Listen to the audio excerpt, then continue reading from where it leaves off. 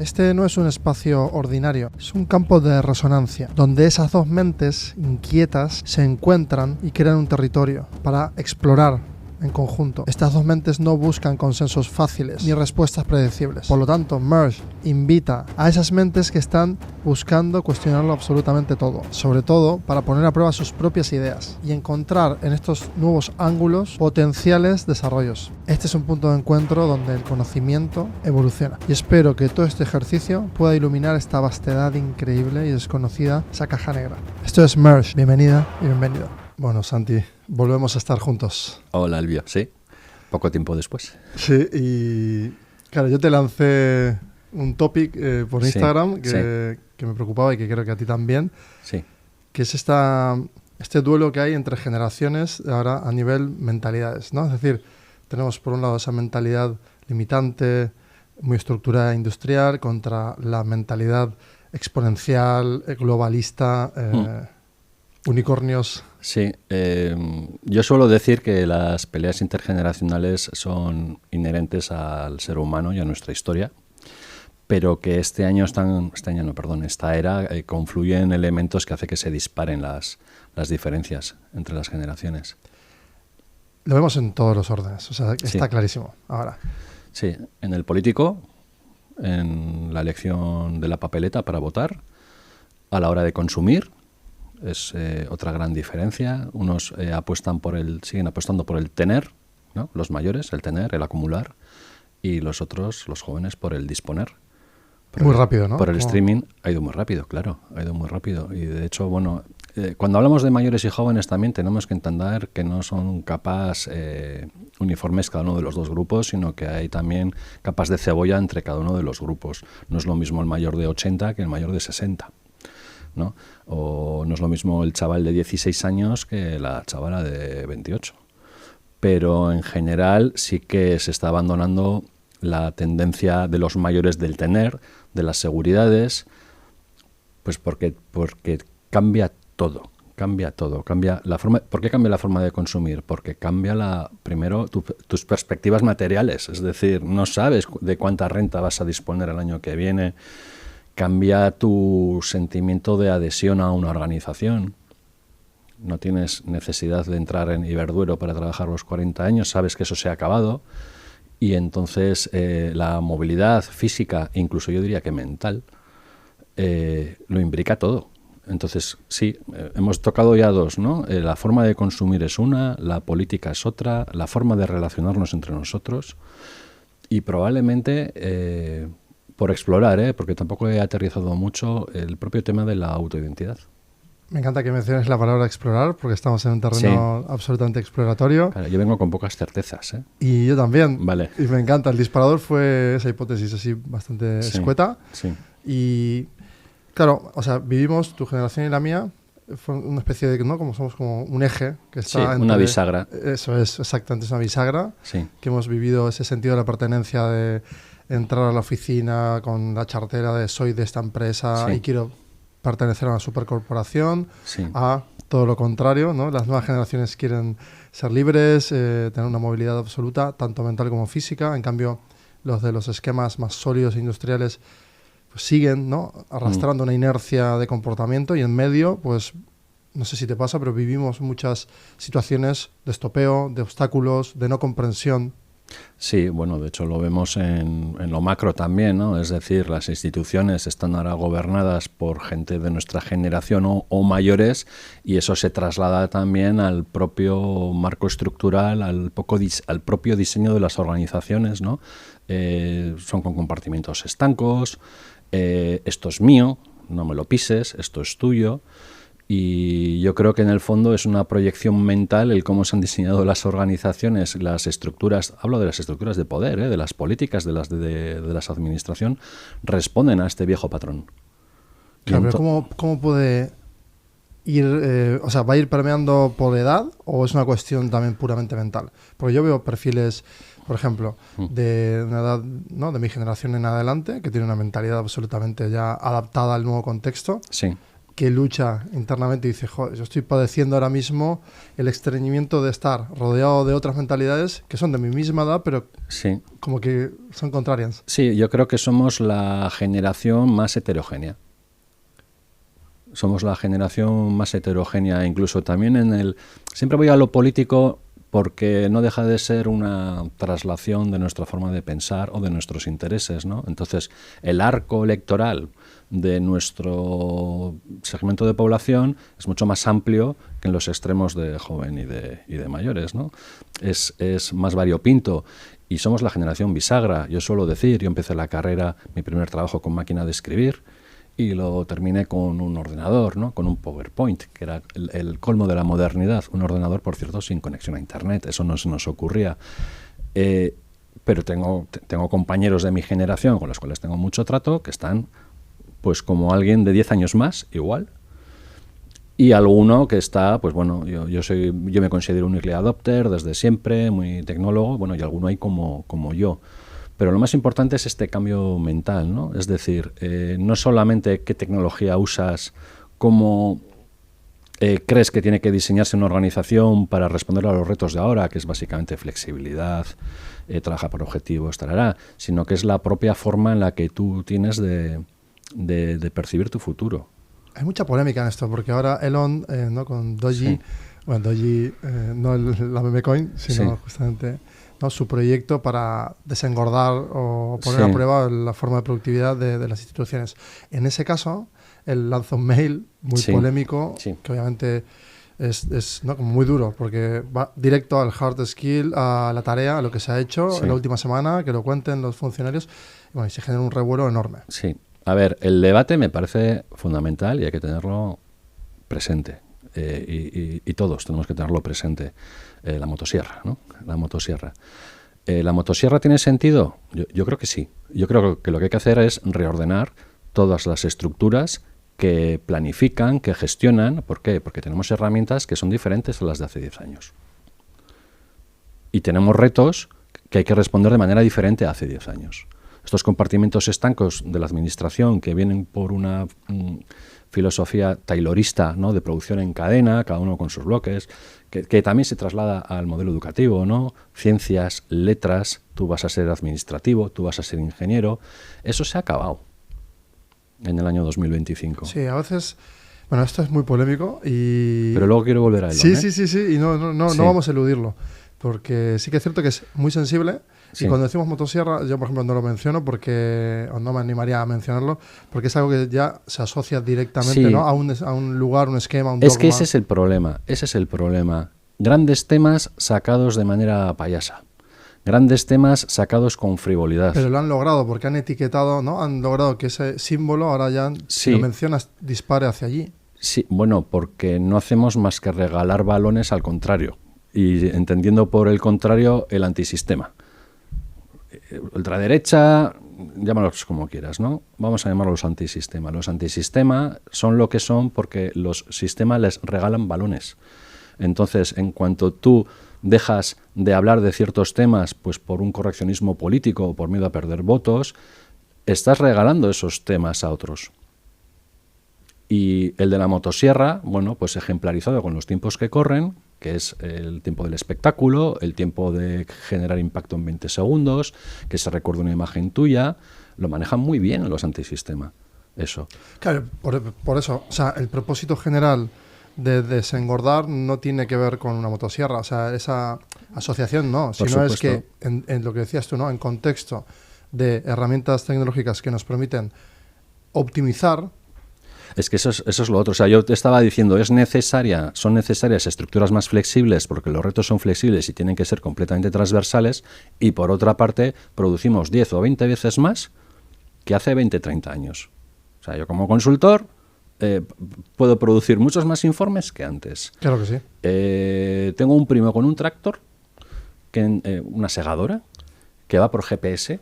Sí, sí. La segadora va por GPS y me decía, cuando tú eras pequeño en la cuadrilla éramos 12. Ahora somos 2 y porque obligan a que estemos 2, ¿no?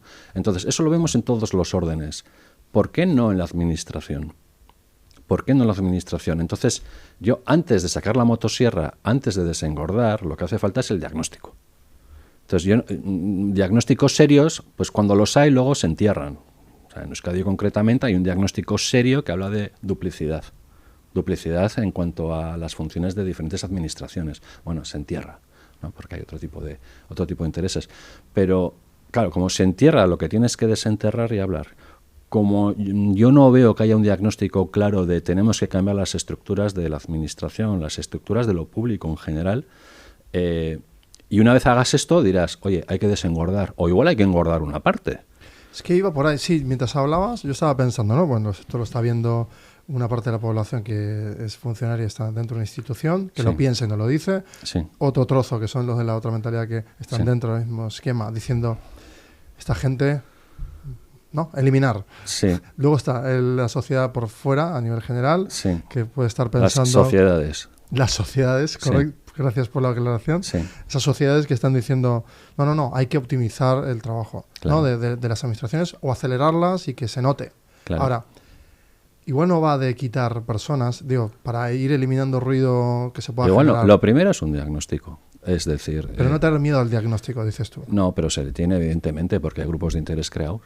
Porque al final del diagnóstico puedes prever que, oye, donde antes hacían falta 10, ahora hace falta 2. Pero yo puedo entender que ahí sí que es cierto que, bueno, obviamente, la parte rápida se puede eficientar.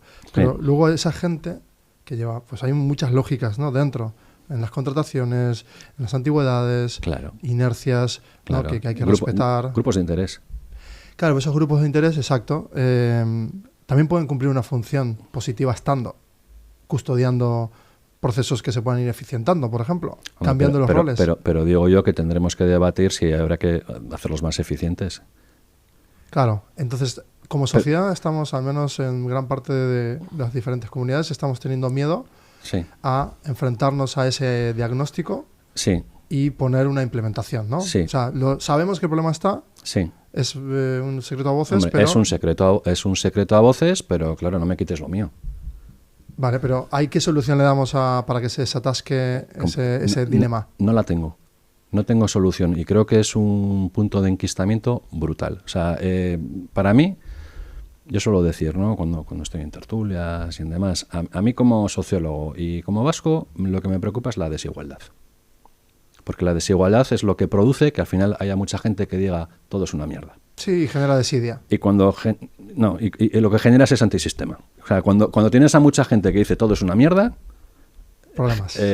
Engordas el antisistema. Claro. Y el antisistema además lo engordas, insisto, porque les regalas balones, les regalas temas que tú, sistema, tendrías que afrontar.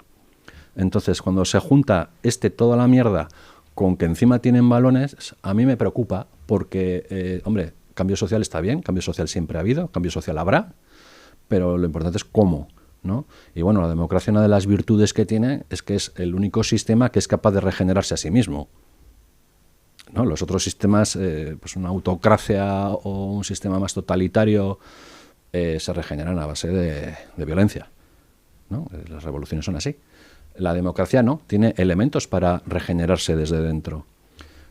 Pero yo creo que estamos en un punto de enquistamiento al cual no le veo solución. Que no digo que no la tenga, pero yo no le veo solución. ¿Por qué? Porque los grupos de interés quieren lo suyo. Entonces, el cuerpo de trabajadores de lo público nunca van a querer perder sus privilegios, pero los tienen. O sea, a mismas tareas con respecto a lo privado, y esto lo sacas de cualquier encuesta, encuesta de estructura salarial, o comparas el sueldo de un conductor de un autobús público con el sueldo de un conductor de un autobús privado, estamos más o menos por un 50% aproximadamente más de retribución. Entonces ellos nunca van a querer perder eso, y nunca van a querer ser 10 en vez de 14. Ni ellos, ni los sindicatos, son grupos de interés que votan. Entonces tú no puedes, como partido que vives de una lógica electoral, te pegas un tiro en el pie si te echas encima a los funcionarios. Y te pegas un tiro en el pie también si abres otro melón importantísimo aquí, que son las pensiones. Entonces estamos un poco secuestrados por grupos de interés. Tiene lógica. O sea, que cada uno quiera mantener esa inercia conquistada. Claro. ¿Tiene sentido? Sí. Tiene sentido también que crean que esa es la forma de seguir, porque históricamente ha funcionado. Sí, pero es que históricamente estamos en un momento de cambio histórico. Claro. Entonces, lo que tengo la sensación quizás es que por eso hay tanta confrontación o polarización o miedo a hablar y a enfrentar también, quizás, porque hay, sin hablar de dogmas, sin meternos en lo profundo, porque me encanta ese agnóstico. Realmente es así, es que se están enfrentando estas mentalidades porque no están sabiendo muy bien qué hacer. Entonces, el ruido no se puede desenmarañar, es un nudo gordiano literal. Hay muchísimo ruido. O sea, ahora tenemos el debate de la reducción de jornada de trabajo. Sí. Incluso tenemos el debate del fin del trabajo. Tenemos el debate del fin del trabajo, ¿no? Y de hecho ya hay experimentos en otros países de una renta de garantía de ingresos universal, ¿no? Ante la hipótesis de que el trabajo se vaya a acabar tal y como lo conocemos. Entonces, claro, ¿hacia dónde hay que ir? Pues no lo sé, no se sabe. Y yo voy a foros y demás, y escuchas una opinión, escuchas la del otro, normalmente hablando con muchísimas cortapisas. El correccionismo político nos está ahogando muchas veces el debate, el miedo a perder votos, evidentemente, porque los partidos tienen su lógica electoral. O sea, los partidos tienen dos puntos de mira, ¿no? El largo, porque se supone que están velando por un bien común a largo plazo, y el corto, que necesitan su supervivencia electoral, porque si no, no existen y no pueden hacer cosas, ¿no? Hay muchas crisis, ¿no? Hay crisis en el sistema electoral, porque ahí también hay una crisis de redefinir el esquema de votación, pues se podría hacer totalmente diferente, y, sí, claro. Y ellos, ¿no? Los trozos de ese equity, que es toda la sociedad representado por los partidos, sí, pues sería como más líquido y probablemente no tenga que depender de un juego tan comunicacional y marketingiano, sino más sistémico. De las herramientas nos permitirían, ¿no? Mediante voto electrónico, y hay otras 1000 formas de jugar con ello. Mi tesis de licenciatura era en sistemas electorales, entonces de esto también podemos hacer un monográfico, pero a ver, un sistema electoral al final traga votos y escupe escaños, ¿no? Pero no de manera perfecta. Y esa imperfección no es casual. O sea, quien diseña un sistema electoral lo hace también para mantenerse un poco con sus cuotas de poder. De ahí las correcciones, no tanto por el famoso sistema DONT, que siempre se suele decir. Sistema DONT, no es tanto el sistema DONT. En nuestro caso, vasco y español, es el reparto circunscripcional, el que determina que tú juegues la partida o no la juegues, ¿no? Si tienes menos de un tanto por ciento de votos y demás. Entonces, no es puro el sistema electoral. No hay ningún sistema electoral puro en cuanto a lo que entendemos por pureza, que es una traslación proporcional exacta de lo que hay entre la población, ¿no? Porque encima luego tienes los problemas de poder llevar a efecto políticas y votaciones cuando está un parlamento muy diseminado. Entonces, estas correcciones políticas, hay gente que dice que son antidemocráticas. Yo creo que no. Yo creo que la democracia también juega a esto, juega a generar grupos que valgan más que otros porque ya alcanzan una masa crítica. Y ganar tiempo también, porque cuando tú vas ganando tiempo puedes demostrar hechos. Si no te da... ¿no? Claro, tan cortas las legislaturas. Claro, a ver, si nosotros votáramos, si hiciéramos plebiscitarios todos lo que haya que votar, probablemente no podríamos pensar a medio o largo plazo, claro, y no podríamos pensar lo más importante, en el bien común. Entonces, al final un representante político es eso, es un representante que tiene que tomar decisiones por el bien común y tiene que tomarlas él. El representante en nuestro sistema, tenemos un sistema de democracia que se llama el mandato representativo, frente al otro mandato que es el imperativo. Hay dos tipos de mandato, ¿no? El representativo y el imperativo. El imperativo es cuando tú le votas a alguien y le pones debajo del sobaco, le dices, vas con esto al Parlamento. O sea, tú no tienes que interpretar nada. Vas con esto, pues que queremos esta subvención, o que queremos este tipo fiscal, o antiguamente que queremos cazar ballenas. Entonces, con eso iba donde el señor, de Vizcaya, de Guipúzcoa, donde sea, queremos cazar un mandato imperativo, ¿no? Que es lo de antes. El mandato representativo, que es el de nuestro sistema, es que, mira, represéntanos, habrá muchas cuestiones delante, y claro, negocia, pues en algunas cosas tendrás que ceder, en otras cosas tal. Entonces, ¿qué es lo que está sucediendo con esto que nos está brindando la tecnología ahora de hacer plebiscitos constantemente, referéndums constantemente? Hoy las bases de un partido político iban a decidir si se daba el apoyo a una ley o no, siendo muy minoritarios. Al final, con eso lo que haces es que no sea factible el llevar a una organización a puerto, un Estado a puerto, una administración a puerto. Tenemos un problema con eso.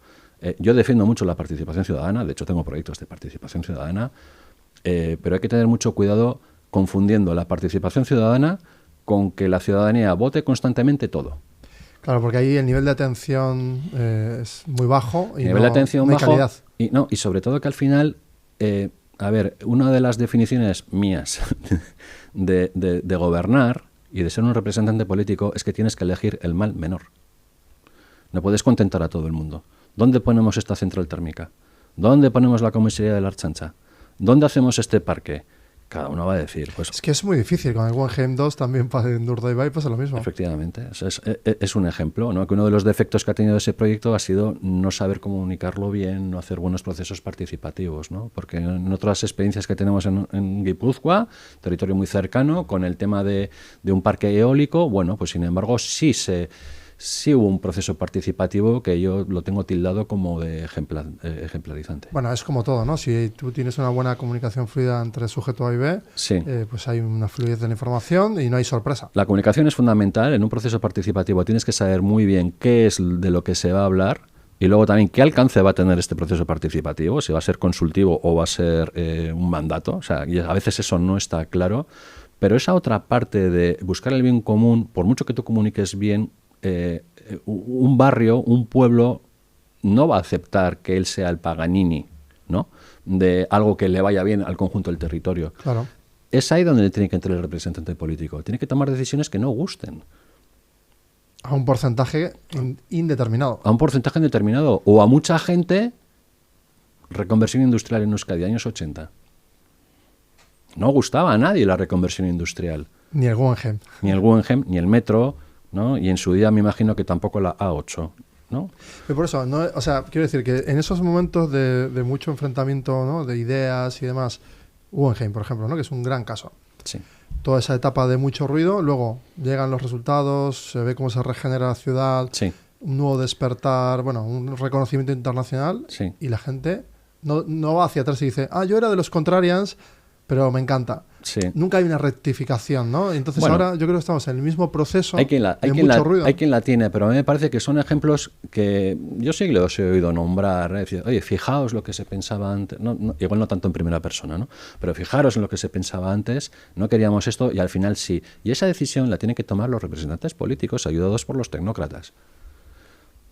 Que a veces son muy protagonistas. Sí, bueno, es otro debate. ¿Hasta qué punto tiene que ser protagonista un tecnócrata? ¿No? Porque si dices que tiene que serlo 100%, pues dentro de 10 años que nos gobierne ChatGPT y a correr. Claro, sí, me viene la foto de Elon con su hijo y el otro de traje trabajando. Sí, bueno, mira, antes hablábamos de lo de la motosierra y de Elon Musk, ¿no? Pues eso es un ejemplo de cómo sacan grandes temas de manera torticera, manipuladora y populista. Absolutamente. ¿No? Porque, oye, que haya un departamento, bueno, por otra parte ya parte de una deslegitimación, porque él no forma parte del gobierno, viene de fuera, pero bueno, imagínate que es desde dentro, ¿no? Oye, hay un departamento que quiere estudiar la eficiencia de la administración. ¿Qué problema hay en eso? Ninguno, creo yo, ninguno. Luego va a haber unas consecuencias muy negativas, pues porque va a haber gente que va a sobrar. Bueno, pues no en Estados Unidos, aquí sí, tenemos un estado de bienestar, tendremos que apostar por políticas de reciclaje. Claro. Flexiseguridad, que se llamaba antes, ¿no? Bueno, yo te voy a dotar de herramientas competenciales, habilidades para que entiendas que el paro no es estar en paro, sino que es un tránsito entre trabajos y el día que te falte no te preocupes, que tenemos un sistema que te va a garantizar una subsistencia. Vale, eso no pasa en Estados Unidos. Pero aquí, ¿por qué no se plantea así? Podríamos, pero claro, lo que no puede... ¿tú te imaginas a un consejero del gobierno vasco mandando un email a todos los funcionarios diciendo que mañana no me haga un reporte, se va a la calle? No, es una exageración. Obviamente, sí. Esa exageración me parece como muy polarizante, que genera este debate también de mucho ruido, que no deja de ser similar a momentos de crisis muy altas como lo que mencionabas tú, 80s y demás. Entonces, claro, vamos a hacer ese supuesto en el que estamos en el medio de un gran ruido, en el que seguramente en unos años miremos hacia atrás y esto sea el momento histórico, no bisagra, sino el momento de zona cero, sí. en el que había que tomar decisiones. Porque si está en crisis absolutamente casi todo... Yo no puedo ser positivo. No puedo. Vale, ojalá me equivoque. Pero es que es el momento de los liderazgos. Y no veo que asomen. Estoy de acuerdo. Ahora la pregunta es, claro, ahí estamos hablando ya de... O sea, a la gente le vendrá en su mente, pues, ¿no? Ir a su dogma, a su idea, a su partido, a quien le representa, y se hará preguntas. Oye, ¿por qué no lo que está diciendo Santi puede ser verdad, es así, pero ¿por qué? Es proteger. A veces es mejor estar tranquilo, esperar a ver cómo se desarrolla el juego y actuar. Sí, claro, es que hay gente que puede esperar, pero es que hay gente que no puede esperar. En macro, digo. En macro, a ver, todos los cambios duelen y todos los cambios dan miedo. 100%. Los macros y los micros, ¿no? Ya sabes, a nuestro cerebro no le gustan los cambios y vamos a intentar siempre ir por inercia. Y en administración pues pasa lo mismo, es decir, vamos a gestionar lo que tenemos y seguir con inercia y a aguantar hasta la siguiente meta volante, que van a ser las próximas elecciones, ¿no? Entonces, ¿por qué no hemos terminado de ver aparecer líderes en todos los ámbitos, con poder, que digan, vamos a coger el toro por los cuernos? No puede funcionar la economía como está funcionando. No hemos hablado todavía de geopolítica. Pero sí que están cambiando cosas en el discurso, por lo menos, ¿no? En Europa, por ejemplo. O sea, tema militarización, por ejemplo. Tema inmigración. Están haciéndose unos debates que eran impensables hace 2 años. Bueno, se ha creado también esto de los acrónimos. MAGA, ahora es MAGA. Sí. O sea, es decir, ahora hay que hacer de vuelta, ¿no? Brillar a Europa, Sí. cuando hasta hace 2 días Sí. no se hablaba de nada de esto. No, porque Es el efecto Trump y todo el esto. efecto Trump, a ver, al final, no sé si es bueno lo que está pasando, en el sentido de que Europa está despertando, tiene que despertar. Lo único que Europa no tiene esa cintura de administración que le permita hacer grandes cosas. O sea, para empezar, sus sistemas de ejecutivos van vía unanimidad. Entonces, Malta no está de acuerdo con algo y no sale, ¿no? Es así. O sea, entonces, cualquier europeísta de pro te dice que ese es el gran problema. Porque ese sistema asegura la falta de riesgo en la toma de decisión. Sí, y bueno, y siempre se ha querido preservar mucho los derechos de los países pequeños, siempre se ha creído que la unanimidad era algo innegociable en Europa, porque si no, no habría Europa, pero todo eso es verdad que está cambiando, yo por lo que percibo, en el discurso de políticos, sobre todo de periodistas, porque al final los grandes analistas de esto yo creo que son algunos periodistas, y eso tiene que cambiar. ¿Por qué ha sido así hasta ahora? Pues igual por lo que comentas tú. Pero lo que está claro es que ahora Europa tiene que defenderse sola porque se le ha ido el primo de Zumosol, que es la OTAN. Rusia, pues es un peligro real, que aquí no lo percibimos mucho, pero hay un gráfico precioso de qué porcentaje del PIB se gastan los países europeos en defensa, ¿no? Entonces, es directamente proporcional a cuanto más cerca está de Moscú, más se gastan los países en defensa, porque perciben que el peligro es real. Países, y además no con una trayectoria militar como pueden ser pues los países bálticos, Estonia, Lituania, Polonia, que siempre ha estado ahí. Polonia, con los vecinos que ha tenido, ¿no? Alemanes y rusos, puedes pensar, bueno, es que tienen una mentalidad de defensa. No, estoy hablando de los países escandinavos, que son los happy flowers, ven el peligro, ¿no? Entonces, hay cosas que están cambiando. Pero bueno, tampoco soy un experto en temas europeos. Pero sí creo que eso sí está calando un poco en el debate de nuestra sociedad vasca, ¿no? El decir, sí, antinuclear, hemos sido antinucleares, hemos sido superpacifistas, seguimos siéndolo mayoritariamente. Bueno, ahora Iberdrola acaba de anunciar que quieren reactivar el proyecto. Sí, claro. Sí, porque, bueno, el proyecto, me imagino que no Lemoniz, que era una central nuclear, creo que de primera generación o segunda generación, creo que ahora estamos en la 4ª generación de centrales nucleares y no tiene nada que ver. Yo particularmente con el tema creo que estoy pivotando. O sea, no soy Claro, se ha quedado una idea antigua, ¿no? De lo que era una central nuclear. Claro, yo además vivo a 6 kilómetros del central nuclear de Lemoniz, recuerdo ver pasar las tanquetas por delante de casa, recuerdo las manifestaciones con un logo que se hizo muy icónico, ¿no? De Nuclearrik Eskerrik Asko, pero claro, estamos hablando de otra tecnología. Estamos hablando de otra tecnología, otro tamaño, y estamos hablando de que la energía en Europa venía de Rusia y ya no va a venir de Rusia. Entonces, ¿qué hacemos? Mira, lo ha dicho Mario Draghi hace poco. Mario Draghi, que no es sospechoso ni de revolucionario, pero dice, Europa tiene que elegir entre su bienestar económico, su sostenibilidad medioambiental o su libertad. De estas tres, tiene que elegir dos o una. Me recuerda a los memes que se van, que tú le das a uno on y se te van dos. No hay forma posible de que esa fórmula sea 100%. Entonces, sí, o planteamos otras formas de energía o dejamos de consumir energía como la estamos consumiendo. Eso está claro. O sea, tenemos la opción de ir para atrás en cuanto a gasto energético, desarrollo tecnológico y vivir un poco tipo Amis, que es respetable. ¿Cómo te gustan las frases? El otro día vi una tuya que me encantó, la de la tercera generación, la tercera domesticación del perro. Me ha encantado. Sí. Muy buena. Sí, bueno, no es mía, ¿eh? Ah, no, no es mía. Leí un artículo que hablaba de la tercera domesticación del perro. Lo que sí es mío es decir, ostras, esto es un ejemplo de los tiempos que corren, ¿no? Pues eso, ya que la primera domesticación pues es la de las cavernas, cuando hacemos del lobo nuestro amigo para que cuidara de nuestro rebaño, nos avisara si entraba el dientes de sable en la caverna, ¿no? Y llevó muchas generaciones. La segunda domesticación era con la revolución industrial, se crea una burguesía pudiente en las ciudades y tener perro era un símbolo de estatus. Y es ahí donde se generan casi todas las razas que hoy conocemos, ¿no? Siglo XIX. Y la tercera, que es ahora, es que les estamos pidiendo ya a los perros que tengan inteligencia emocional, que sean cookies, y algunos tienen cuentas en redes sociales, ¿no? Es buenísimo. Es así. Entonces, lo que yo creo que es un ejemplo de los tiempos. Me parece distópico, ¿eh? O sea, según lo narras, yo sí estoy en 2005... Pero ¿cuántas de las noticias que has visto la última semana no te parecen distópicas? ¡Wow! ¡Qué buena pregunta! Por eso es el momento histórico que estás diciendo todo el rato. O sea, esa mentalidad, vuelvo al inicio de ese no choque o duelo o contrariance entre mentalidades, sino es normal. O sea, si yo a ti te quito la moto, cojo, te la quito y digo, vuelves andando hoy. ¿Cómo te sentirías? Bueno, pues violentado, de mala leche, no lo permitiría, no lo aceptaría.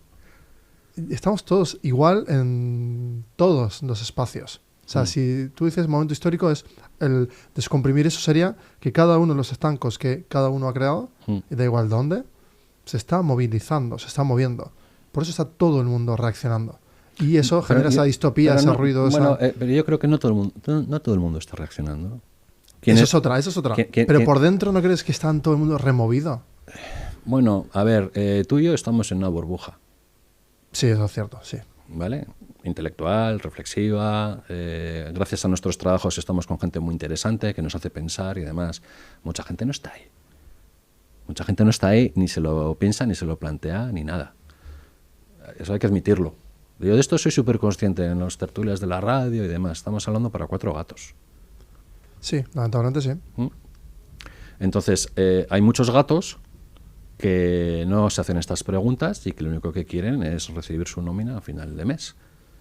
Sí, da igual de qué sitio, de qué lugar. Y este egoísmo es antropológico, o sea, tampoco hay que decir, anda, no, este egoísmo es antropológico, cada uno siempre ha tendido a defender no solo a él, sino a su familia, a su tribu.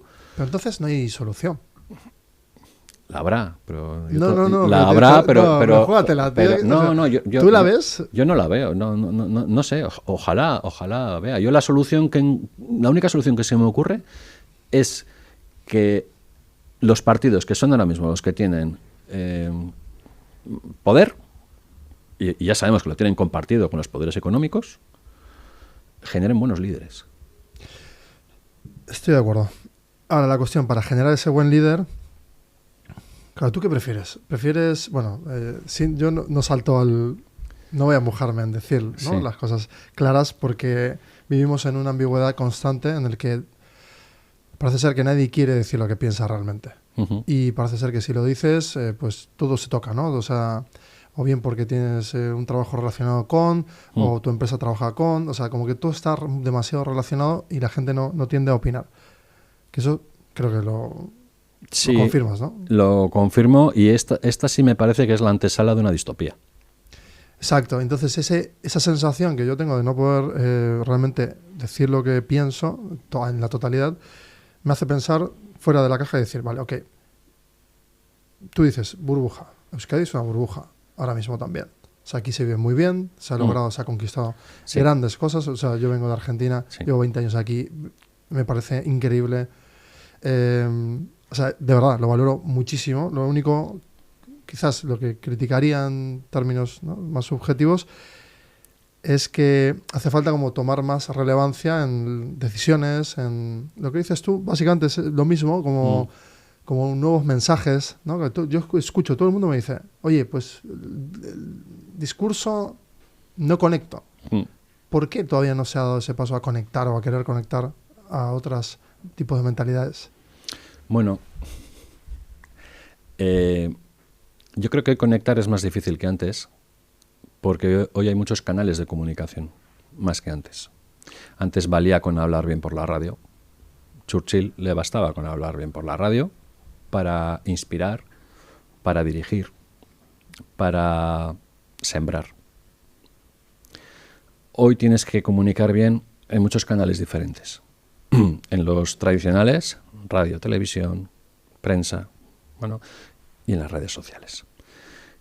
Y para eso necesitas a un superhéroe que comunique bien en todas partes. Entonces, hay que saber elegir a un comunicador en cada una de las redes. Un símil que suelo poner, ¿no? Fernando Alonso es un gran piloto, pero no le puedes poner a pilotar un autobús. Para pilotar un autobús, tú cógete un buen conductor de autobús. Entonces podemos tener un representante político de primer nivel, que sea un erudito, que sea un rey filósofo, pero no conecta ni de palo, porque conectar es difícil.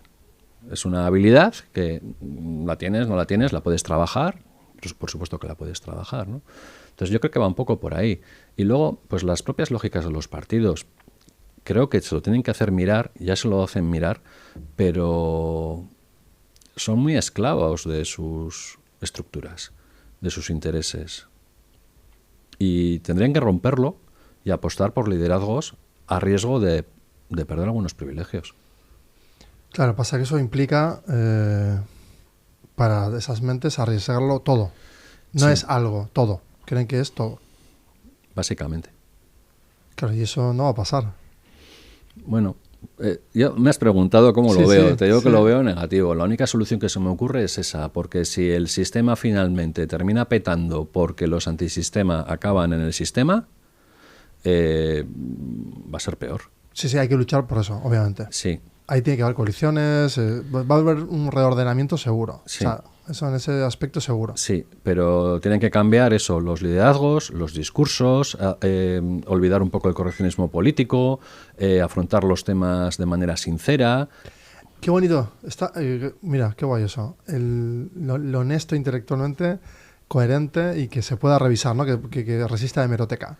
Ahí sería uno de los grandes hacks. Pero la hemeroteca cada vez vale menos porque nadie revisa la hemeroteca. Otro fenómeno para debatir. Sí.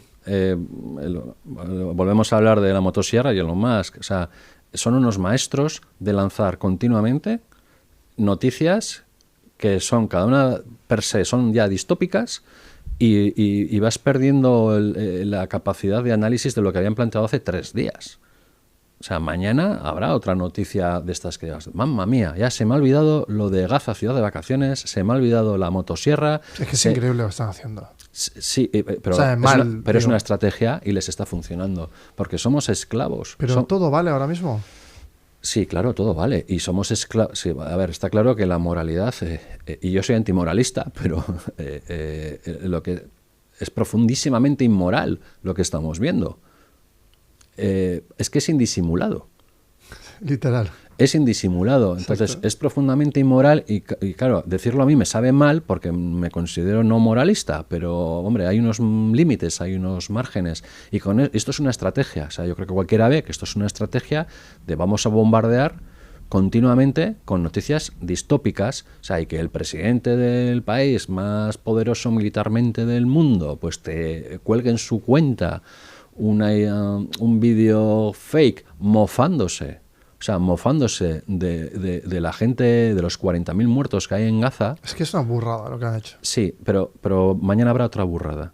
Y entonces nos vamos vacunando contra las burradas. Sí. Está claro que desde esos contextos de presión tan extrema han dado pie ahora a este tipo. Bueno, después del 2020 parece ser que ha habido un acelerón de contexto distópico constante. Sí. A partir de ese fenómeno, Sí. todo lo que se va bombardeando siempre Sí. es distópico Bueno, y constante. y a mí me gustaría hacer un apunte, si me dejas el vídeo, Sí, sobre lo que 100%. son las distopías, ¿no? A mí me encantan, siempre me han gustado mucho las distopías.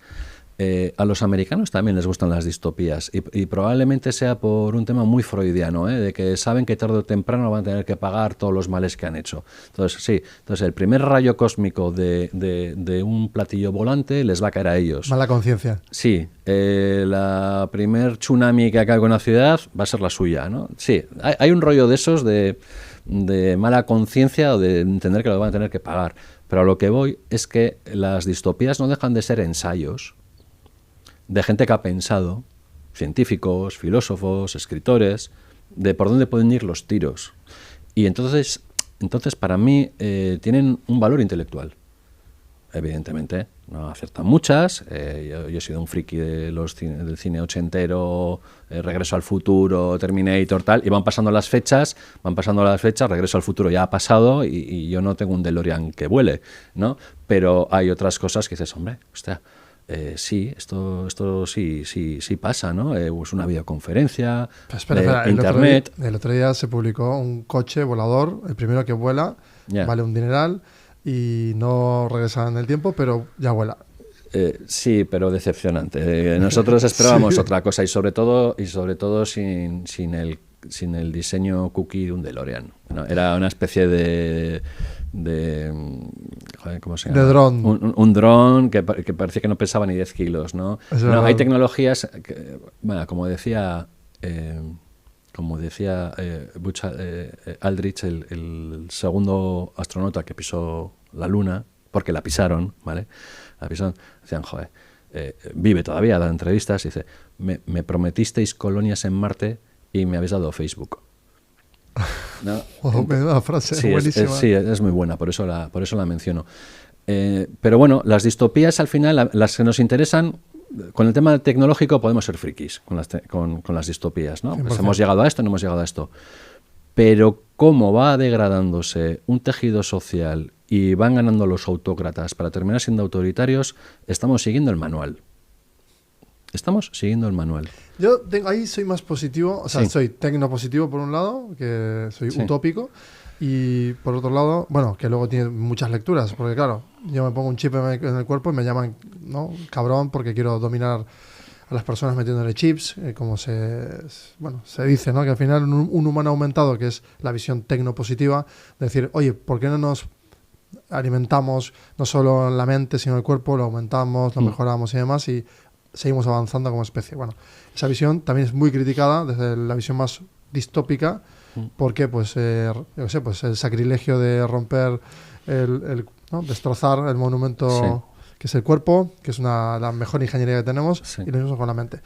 Entonces, volviendo a este apartado más de estamos aquí, ¿no?, hoy, en Euskadi. Tenemos la oportunidad histórica de avanzar hacia un lugar utópico. Tenemos, ¿no?, naturaleza, recursos, una capacidad ¿no?, humanista muy alta de valorar a los demás. Hemos sido, sí, ¿no?, donde nacieron las cooperativas. Sí. O sea, tenemos creo que va a despertar. O sea, hay una parte que en muy poco tiempo podemos despertar muy rápido. Sí, lo tenemos todo. Lo tenemos todo menos liderazgo. O sea, que hay que tener un pelín más de coraje para dar ese paso. Sí, sí. Hay que tener miedo, que la sociedad va a apoyar. Tengo mis dudas. Tengo mis dudas por los grupos de interés creados en que esto siga igual. ¿Y cómo se rompe un grupo de interés? Fuera parte del dinero, ¿eh? Pues no se puede romper porque la única forma de romperlos es hacer que no voten. Entonces es complicado. Es una paradoja en sí misma. Sí, a mí no se me ocurre, pero sí, a ver, mensaje positivo. En Euskadi tenemos los mimbres para salir de esta y mejor, sí. Bueno, hemos salido, ¿no? Sí, hemos salido. Y lo que tendríamos que reforzar, creo yo, pues así a bote pronto, son dos de nuestras características del ADN. Uno, el emprendimiento, el emprendizaje, el hacer cosas. O sea, Euskadi, y no es una frase hecha, ha innovado en los últimos 2 siglos con gente visionaria, que ha sido capaz de movilizar recursos, de alinear instituciones y hacer grandes cosas. Qué bueno. Sí. Esa es una. Y dos, la identidad colectiva. En cuanto a somos vascos, somos la hostia, podemos hacer esto. Entonces, si lográramos elevar un poco nuestra mirada de mi interés, del de mi barrio, y pensar en Euskadi, pues si eso se pudiera hacer, podríamos tener más boletos para arrastrar todo lo que haya que arrastrar y asumir que tenemos que cambiar la forma de producir, la forma de consumir, la forma de que la administración sea más eficiente y olvidarse un poco de las lógicas electorales a corto. Igualmente hay proyectos punteros, ¿no? Vicain en la parte de cuántica se está luchando, ¿no? Como para intentar ir bien rápido en la parte de cuántica. Tenemos refinería y... ¿no? Sí. Trabajamos sobre la base del commodity que se utiliza en todo el mundo. Sí. La electricidad. Sí. Estamos detrás de las grandes. A ver, tenemos casi todos los eslabones de una cadena de valor. Exacto. Tenemos casi todos los eslabones de cadena de valor. Tenemos formación, sacamos gente formada, tenemos una industria que puede hacer que la gente formada se forme realmente, tenemos espárragos, tenemos tomates, ¿no? Tenemos en muy pocos kilómetros cuadrados, tenemos 3 climas con un montón de recursos alimenticios, que no es ninguna tontería el tener recursos alimenticios en los tiempos que corren, ¿eh? Si hay un gran apagón... Hay que saber producir garbanzos y paracetamol. Exactamente. O sea, tal cual. Tenemos muchas cosas con mucho valor, pero algo está pasando, algo estamos haciendo mal cuando se nos va talento, no lo retenemos. Existe empezaba con el tema intergeneracional, ¿no? Existe una gran sensación de que no hay meritocracia en el mercado de trabajo. Por eso desmotiva y eso hace que te vayas. Y hay relatos, ¿vale? Hay relatos. Cifras, bueno, he intentado... yo soy muy de datos. Digamos que es una intuición. ¿No? Entonces, sí, claro que tenemos esos eslabones, claro que tenemos que darle el valor que tienen. Estamos mejor colocados que muchos, ¿vale? Y tenemos grandes macrodatos, el de donación de órganos, el de donación de sangre. Hay una mentalidad colectiva de bien común. Totalmente. ¿Vale? Es sagrado los 3 pilares de nuestro estado de bienestar. Son sagradas la educación, es sagrada sanidad y es sagrado el propio sistema de asistencia social, ¿no? ¿Alguien está diciendo que hay que meter ahí la motosierra? No. Estamos diciendo que tiene que ser más eficiente. Pero no, ese es el problema en el que estamos ahora con el debate. Que si tú planteas la eficiencia, parece que estás planteando un detraimiento de la funcionalidad de lo público. Y todo lo contrario. Yo creo que los que defendemos que esto hay que revisarlo bien, hacer un buen diagnóstico y hacerlo más eficiente, es porque queremos defender lo público. Bueno, espera, que también sucede con las empresas privadas, ¿eh? Que sí. Tú levantas una pyme, te lo curras muchísimo y la rentabilidad es muy, muy baja. Y hacerla crecer es muy difícil y el reto siempre está en la eficiencia, ¿no? Y tú puedes tener el corte más culturalmente idealista, humanista, decir, oye, vamos a hacer que esto tire para adelante, pero luego las personas dan hasta donde dan, muchas veces coartados incluso por decir, no, yo no doy, yo doy hasta aquí, no hay un extra mile. Los socios sí terminan por dar ese extra mile, pero la empresa no termina nunca de escalar ese siguiente eslabón para elevar los tickets y poder, yo qué sé, pues crear planes de carrera, crecimiento y demás. O sea, hay una gran crisis también en el mundo de la pyme, muy grande, en la eficiencia de los recursos, ¿no? Entonces, ahí quizás nosotros aquí en el norte sí lo hacemos bien. O sea, hay mucho incentivo, se apoya mucho a la empresa. Es verdad que la empresa privada trabaja mucho con la pública, no sé los datos, pero un porcentaje de todas las empresas siempre están tirando, ¿no? De subvenciones, de proyectos para instituciones, y creo que es lo general, la regla general. Pero es difícil. ¿El qué exactamente? El encontrar esa eficiencia Sí. y que se refleje en el resultado. Entonces, claro, tú vas, por ejemplo, aparece la IA y dices, venga, pongo herramientas de IA para ayudar a las personas a que aumenten su capacidad productiva y se mejore el margen, por ejemplo. Simplemente para crecer. Que es y la gente lo ve como algo negativo, por ejemplo. Sí, la adopción de tecnología siempre tiene resistencias, porque tiene consecuencias, o sea, hay que entenderlo. La adopción de tecnología, o sea, desde el ordenador, desde el tren, la propia imprenta, ¿no? La propia imprenta fue una amenaza a los que tenían el monopolio del conocimiento, que era la Iglesia, con sus libros manuscritos. Entonces, estoy poniendo un ejemplo de que siempre ha sido así. Entonces, hay un aprendizaje histórico con esto. Uno, que la tecnología siempre genera rechazo por parte de quien hasta ahora está bien. Y dos, que al final siempre gana la tecnología.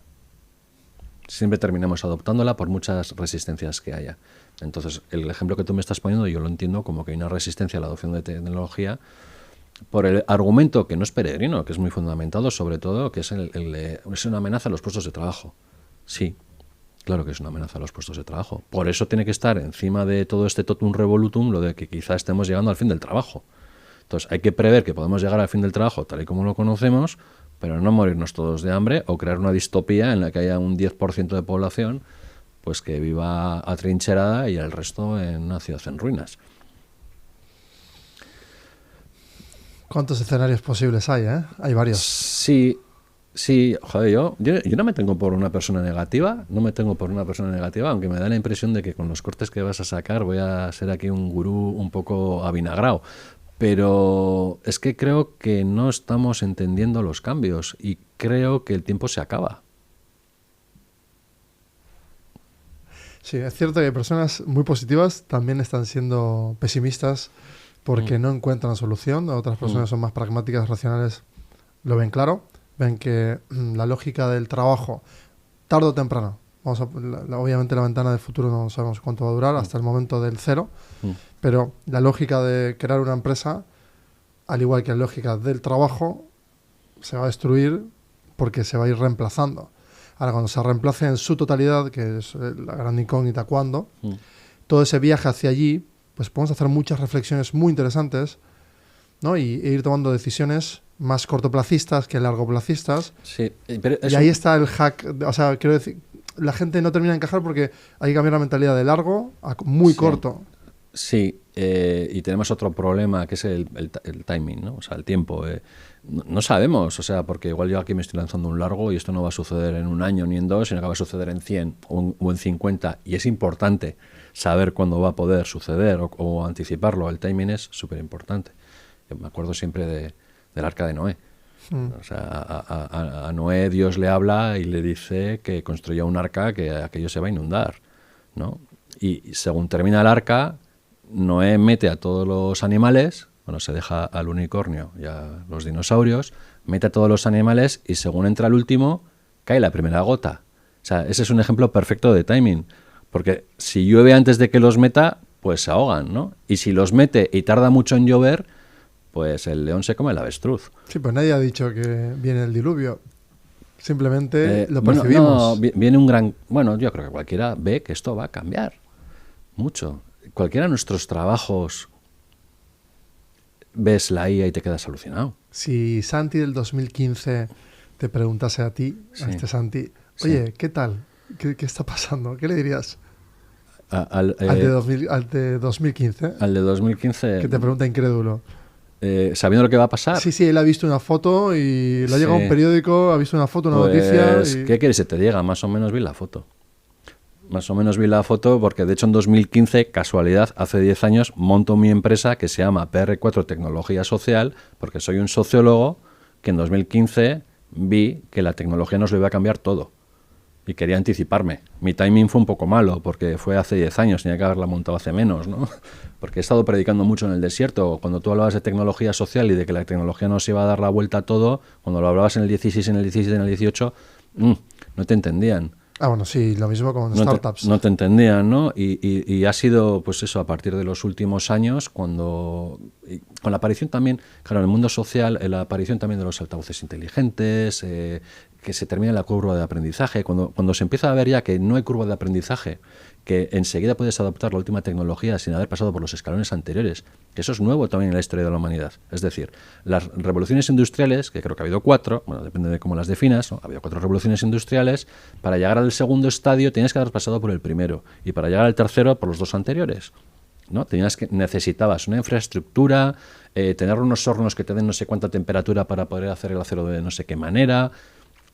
Sin embargo, la revolución digital se fulmina todo lo anterior, es decir, cualquiera puede competir desde el minuto 1. Un colegio de Astrabudúa con un Arduino te puede hacer algo como un colegio chino, ¿no?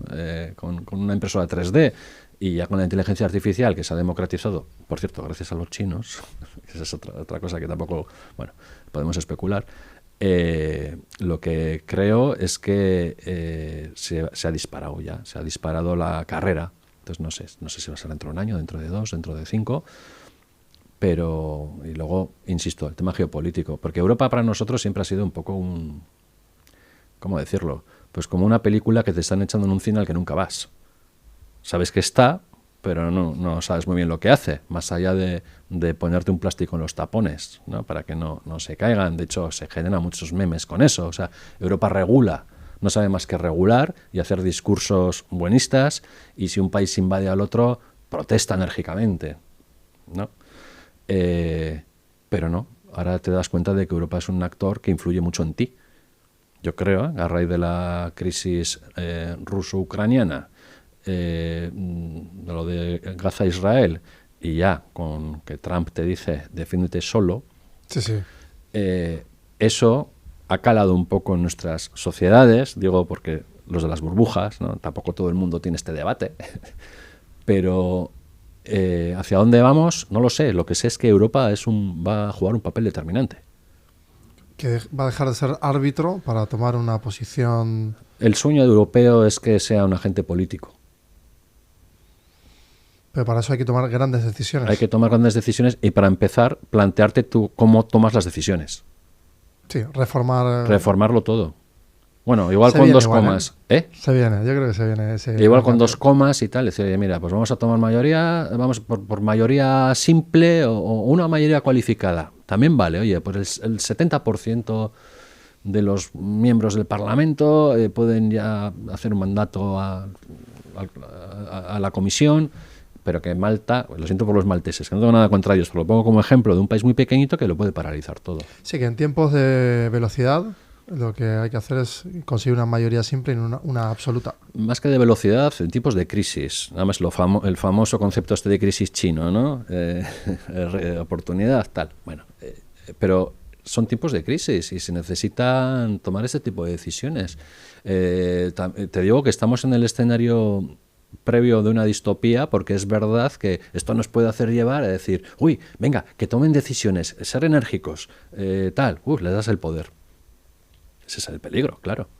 Ese es el peligro. Normalmente en las distopías el malo llega porque la gente le cede parte de su soberanía porque le ofrece seguridad, ¿no? Es que esto es muy cinematográfico todo el rato. Son nuestros referentes, son nuestros referentes culturales. Cumple también el arquetipo de Iron Man, el villano, tecnócrata. Sí, es un cero, o sea, es la némesis de un 007. Está claro, o sea, le falta el gato blanco que lo vaya tal, porque además, bueno, no hay que ser un psicólogo para ver que en general los perfiles psicológicos, bueno, hay un estudio que ya demuestra que los perfiles psicológicos de la clase política muestran muchos más rasgos psicopáticos que el conjunto de la población. O sea, eso es así.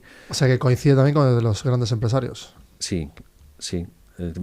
A ver, pero que es un rasgo ya natural de lo que sube al poder ya tiene que tener este rasgo. Hay estudios que dicen que la gente que tiene poder y los representantes políticos tienen más rasgos psicopáticos. Ojo, no es malo tener rasgos psicopáticos. Hay muy mala prensa. Y tener rasgos psicopáticos no significa que seas un psicópata, pero es, digamos, tener una empatía más baja que la media. Sí, una ausencia de ruido externo. Sí, ¿no? Y yo, foco. Como suelo decir, si algún día me tiene que operar un cirujano, por favor, que tenga rasgos psicopáticos. Que ponga atención, ¿no? Que ponga atención, que no empatice conmigo y que me... ¿Entiendes? O sea, ser psicopático no es malo, pero es verdad que los rasgos de de los tecnócratas, que a ver, que si están ahí también es porque han sido empresarios de éxito, o sea, no están ahí por ideología, están ahí porque han sido empresarios de éxito, esto también hay que decirlo, ¿no? No había un club de malos al que se apuntaron con 12 años para llegar aquí. O sea, ha sido gente que ha triunfado en sus nichos de mercado y lo han hecho, bueno, pues se han convertido en los... Sí, pero eso no implica que sepan de política, que sepan de geopolítica, ni que tengan ni idea de hacer estrategias para... No, pero lo que sobre todo no saben... pero sobre todo lo que no saben es de gente... O sea, está claro, no saben de gente y lo que sí saben es de ellos mismos. Porque, te digo, no hay que ser psicólogo para darse cuenta de que el perfil psicopático de esta gente está como muy elevado y sobre todo su perfil narcisista. Absolutamente. Y lo que van a querer todos ellos va a ser perpetuarse. Digo físicamente, ¿eh? O sea, entonces ya pues ir al espacio, criogenizarse, es lo único que les va a mover a los que tienen mucha pasta y tienen la capacidad para pensar en ese tipo de cosas. Entonces, su prioridad no es el bienestar en el mundo. Me queda como esa sensación de entonces de extraer posibilidades. Sí. Vale, no soluciones, sí, pero por cerrar, sí. Posibilidades. Un terreno donde haya, ¿no?, posibilidades. Porque vuelvo a montarme sobre esas mentalidades en las que quieren resistir y ponen, ¿no?, vallado a lo que viene nuevo para que no cambie su realidad, que son todos esos estancos que hay dentro de organizaciones que se mueven lento. Me da igual, privada y pública. Me da igual. Entonces, ¿qué terreno fértil podemos, o sea, dónde están esas oportunidades? Pensar en el medio plazo, creo yo. Es decir, hay gente que ahora tiene que soltar parte de sus privilegios por el bien común. ¿Cómo lograrías hacer que la gente suelte parte de sus privilegios por el bien común? Pues teniendo claro que la solidaridad no es un bien que yo te lo tenga que imponer. De hecho, tú eres soberano para ser solidario o no. No te voy a decir que lo tengas que ser. Pero tienes que entender que la solidaridad es un mecanismo por el cual las comunidades se pueden perpetuar. Es en el fondo una forma de ser egoísta, ¿no? Ser solidario es una forma de ser egoísta. Ser solidario en las cavernas hacía que el grupo no te expulsara, porque formabas parte del grupo. Pensando en las nuevas generaciones, sobre todo. O en su propio medio plazo, es a lo que voy. Por supuesto, si estás pensando en las nuevas generaciones, dices, pues sí, tengo que... Igual un 10% me quito tengo que mover esto. Claro. Yo, pues igual en vez de tener una renta de 50.000, voy a tener una renta de 40.000 y en vez de tener un piso en Marbella, pues no lo tengo, chico. Oye, pues puedo estar dispuesto a eso, ¿no?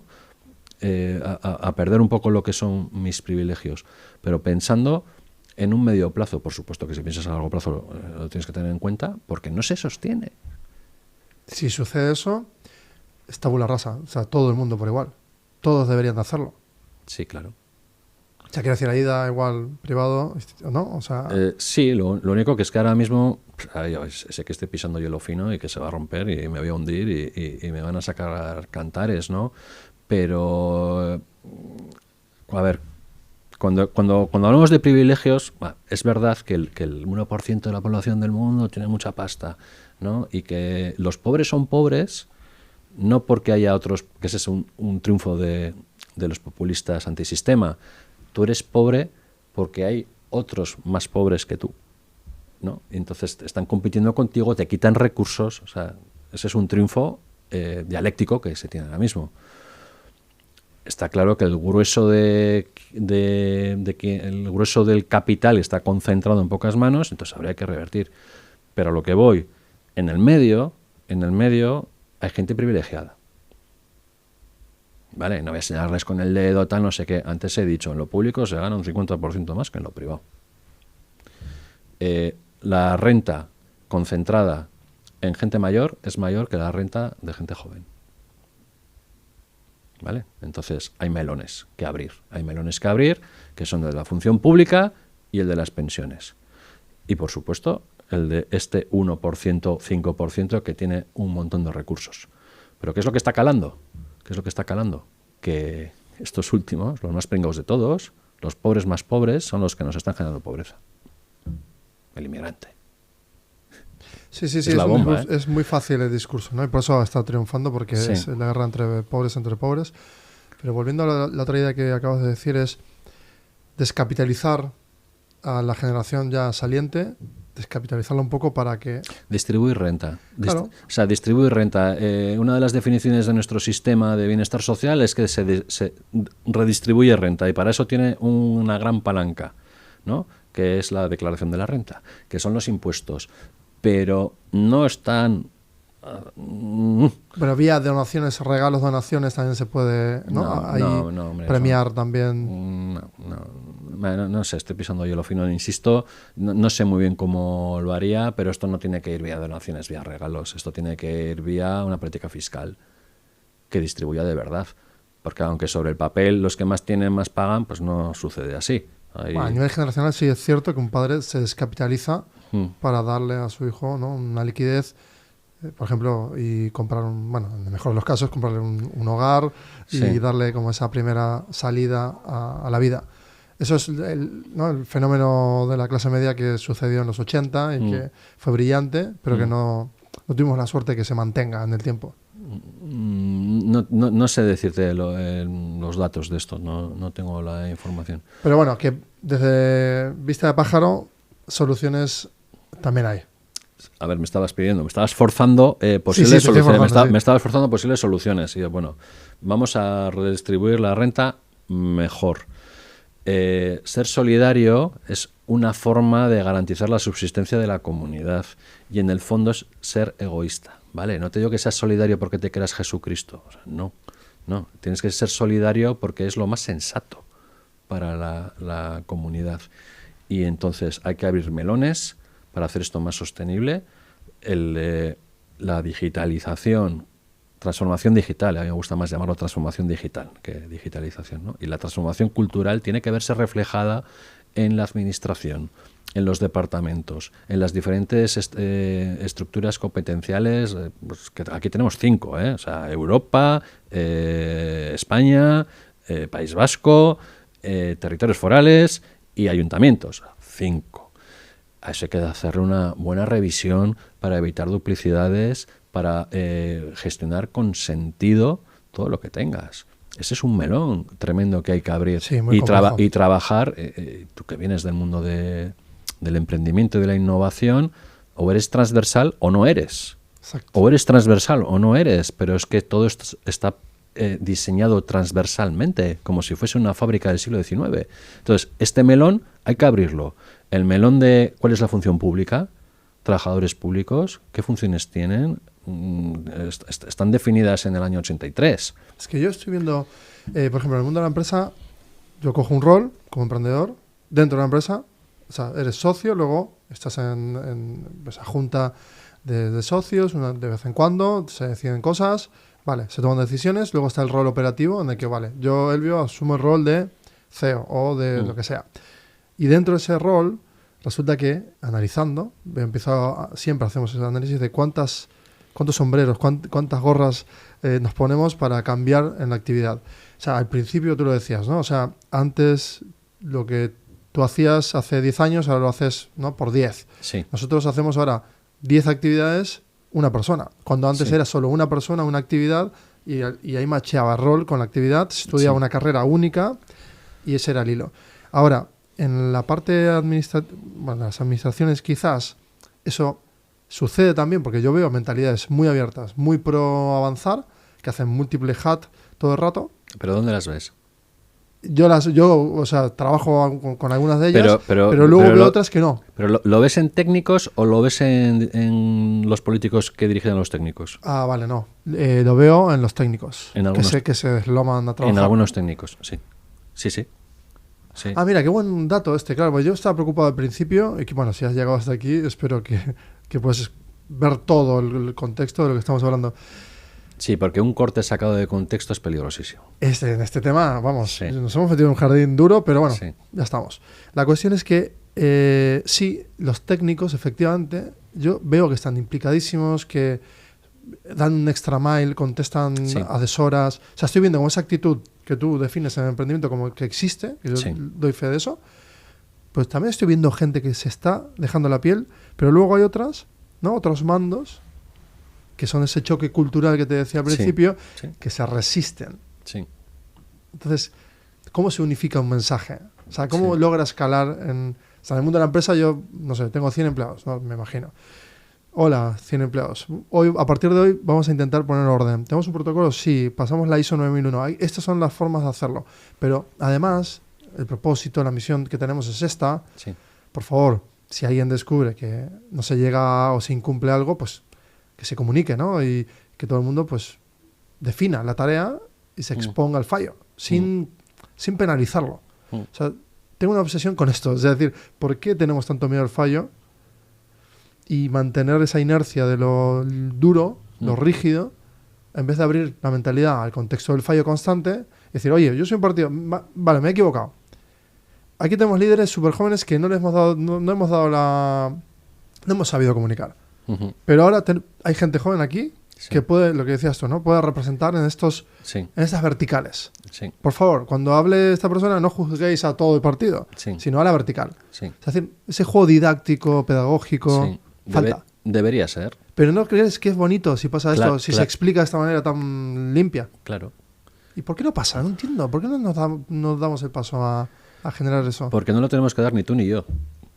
Digo en general, ¿no? Porque, es decir, Euskadi, no partidos, o sea, todos los partidos en sí mismos podrían generar ese tipo de, ¿no? No enfrentamiento, no contestar, empezar a emerger con ese lenguaje. Yo tampoco sé qué es lo que hablan en sus mesas, ¿no? Pero puedo intuir o como hipótesis. Primero, hay un término que tú has usado 2 veces, que es mentalidad, abrir la mente.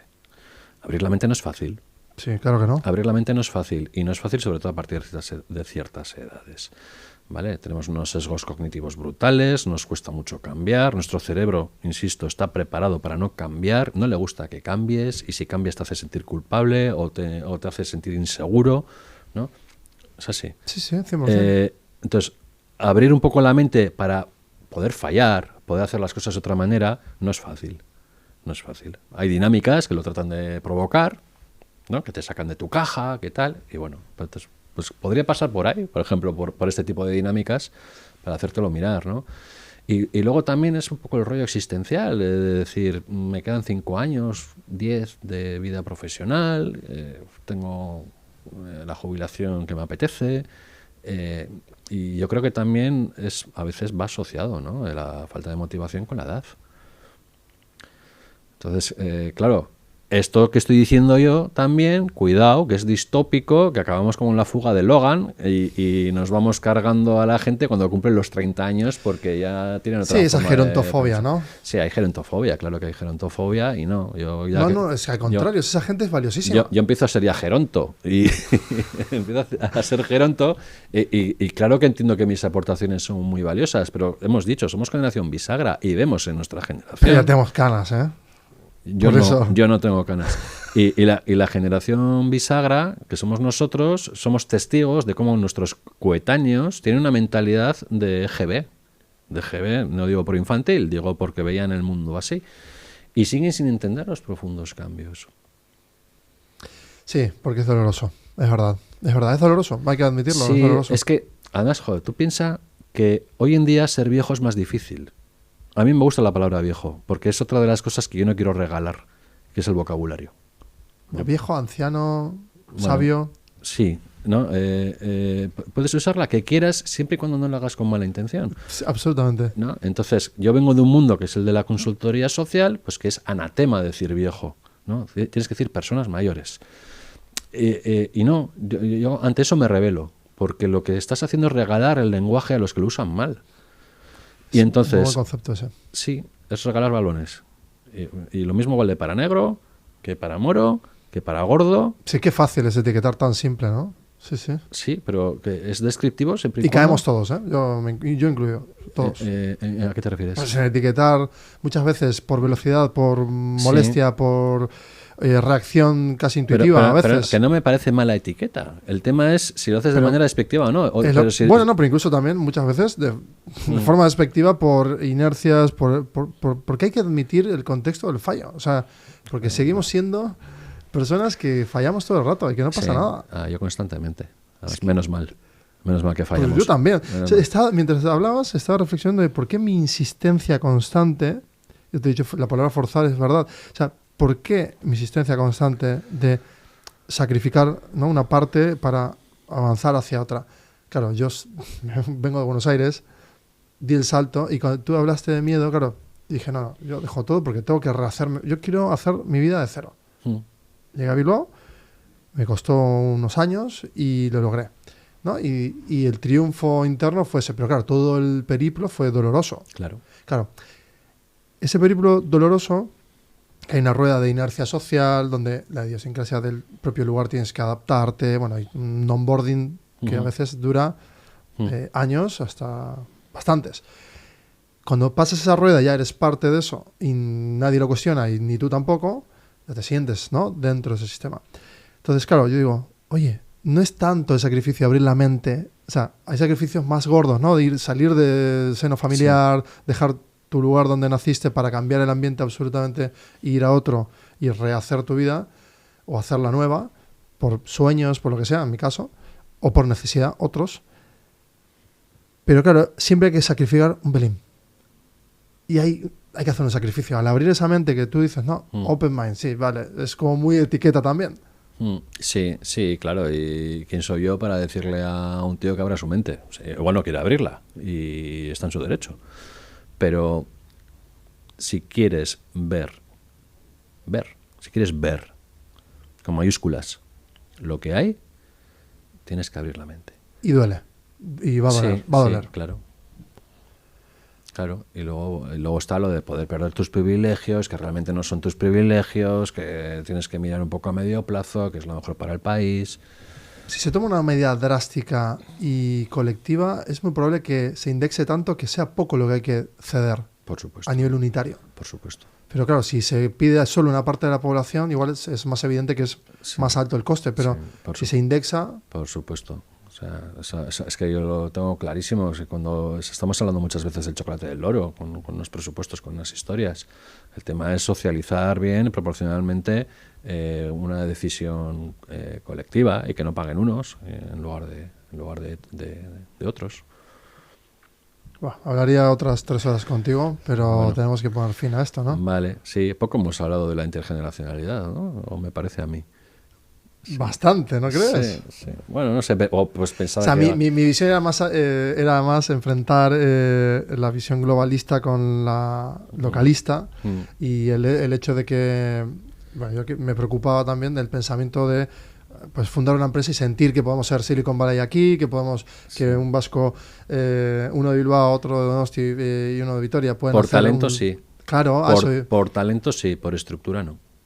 Bueno, pero por talento y consiguiendo que algo sea tan excepcional que consiga capital de cualquier sitio, pues sí. Podría. Bueno, y cuidar con las regulaciones. A ver, innovar en Euskadi, y esto es de nuevo lo de hay que mirar a Europa. Es que el meme que le ha caído a Europa se lo ha ganado, ¿no? O sea, pues ya sabes, Estados Unidos innova, China fabrica, bueno, es mentira porque China también innova y Europa regula.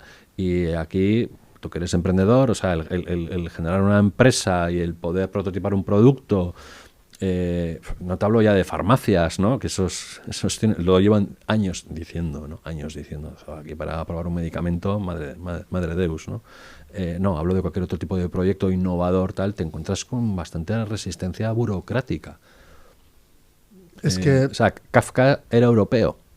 Entonces, cuando dices algo kafkiano, pues es una burocracia que no termina de tal. Claro, luego estás con ellos, cuando hablo con ellos, estás con políticos, con europarlamentarios, que alguno conozco, y es gente voluntariosa, pero que se encuentra muy constreñida por la propia burocracia. Entonces, claro, ¿por qué se ha permitido esto? Pues porque Europa siempre ha sido muy garantista.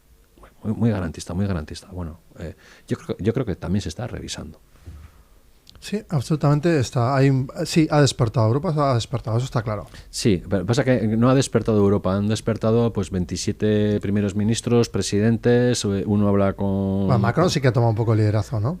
Bueno, a ver, Francia y Alemania son históricamente los líderes de... Más Francia que Alemania ahora, Bueno, sí, a ver, Francia ha sido siempre el gran país europeísta, es el que monta las Olimpiadas, el que monta el Mundial de Fútbol, el que monta la Expo, ha tenido esa vocación universalista. Sí, cohesionadora, ¿no? Sí, y sí tiene ese papel, pero los cargos son los que son, es decir, es el presidente de Francia, no es el presidente de Europa, y en el cargo va a estar pues 7 años, ¿no? Creo, los presidentes en Francia. Bueno, un tiempo limitado. Entonces, bueno, que es pan para hoy y hambre para mañana. Me quedo con que se puede tener una mentalidad aperturista, no desde el punto de vista geopolítico, sino desde aquí, desde lo local, de decir, oye, pues sí, quizás estoy, ¿no? En mi trabajo, valoro mi trabajo como funcionario, voy a hacer más o voy a intentar generar debates dentro de la organización para... ¿no? Sí. Para agilizar, para traer noticias. Quizás una de las formas de cambiar, ¿no? Las cosas es lo mismo que en el mundo de la empresa privada. Todo el mundo está como buscando cómo mejorar y, ¿no? Ir a la eficiencia. Pues entiendo yo que esa responsabilidad tiene que nacer de las personas, no de los mandatarios, no de los representados. No, tiene que ser de los mandatarios. Claro, hay que obligar. Es que son los mandatarios o los que generan la ley de función pública los que ponen las reglas del juego. Y el funcionario, por muy voluntarioso... Pero por fenómeno emergente tendría que nacer de bottom-up, ¿no? Pero es que no funciona así. No funciona así. Tiene que ser... En el caso de... Yo soy un idealista. En el caso de lo público tiene que ir de arriba a abajo. Claro. De arriba a abajo, y tienes que pensar que los equipos tienen que ser flexibles y que tienes que olvidarte de los compartimentos industriales del siglo XX y que tienes que saber que en un equipo de innovación dentro de tu ayuntamiento tiene que haber un tío que sea el curador del tiempo, otro que sea el friki tecnológico, otro que se lleva bien con la gente y sabe vender, otro que sabe comunicar, darle la vuelta a todo. Bueno, y también hacer más permeable las pequeñas empresas, que se puedan presentar más proyectos para ayudarles, que también esa es otra, que para generar una cultura a veces también puedes hacerlo vía programas pequeñitos enfocado a la tecnología y dar servicios de soluciones, como tú decías, ¿no? De software, para ir aplicando pruebas de concepto y ver que funciona, y no tanto teorizar en macro, porque parece ser que el mundo del software son grandes contratos con pocos proveedores por seguridad, sí. Que eso es otra. Pero bueno, se puede crear un marco en el que se proteja el dato y se puedan generar cientos de proyectos con pequeñas empresas y ahí empezar a generar ese caldo de cultivo y acostumbrar a todo el mundo bottom-up. Eso tiene sentido. Se me escapa, Elvio. Ah, no, pues lo propongo. Vale. O sea, me encantaría que se pueda. Sí, pero que no llego a entender el sector del que estás hablando, no sé cómo está funcionando ahora. Ah, pero no, es muy simple. O sea, es, por ejemplo, un programa de IA que tú detectas un proceso que se puede mejorar. O sea, mandar emails automáticos y con filtro de scoring para tal, por ejemplo, ¿no? Para filtrar que todo lo que se comunique siga las reglas del ayuntamiento, sin tener que llamar a nadie, por ejemplo. Pues eso hablas con Natalia Maeso, que pasa por estos micrófonos y que seguramente te haga un feedback con mucho más valor que el que te puedo hacer yo. Muy bien, pues entonces hemos debatido absolutamente todo lo que queríamos. No, nos hemos quedado con ganas, pero bueno, ya estaremos en otra. Me encanta seguir el hilo. ¿Te has estado a gusto? Mucho, claro. Yo todo el rato, demasiado. Así, pues el tema es que, mira, el demasiado. Yo también siento que igual... Sí, luego lo cortamos algo. No, sí. no tengo miedo, sí. no, se acabó. Vale. Hay que hablar, hay que animarse. Muchísimas gracias por haber estado aquí. A ti. Seguimos. Venga, agur. Seguimos.